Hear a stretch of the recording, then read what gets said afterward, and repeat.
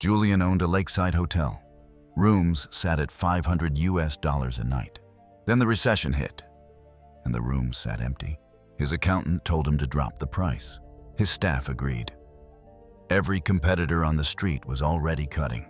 So Julian printed a discount poster. $350.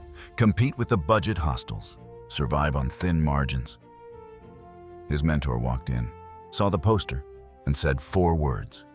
"You are killing yourself. Here is who profits from Julian dropping his price."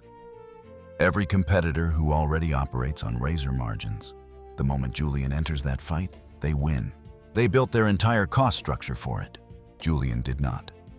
The customer attracted by a discount is the most dangerous customer alive.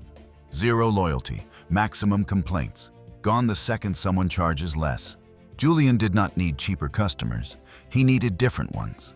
Ones who paid for certainty, not price. He raised the rate to $800. Closed online booking. Made it invitation only. 1 month later, fully booked. 3-month waitlist. Same rooms, same lake, different game. Follow for more. Tell me in the comments, what business near you is dying right now because it keeps cutting?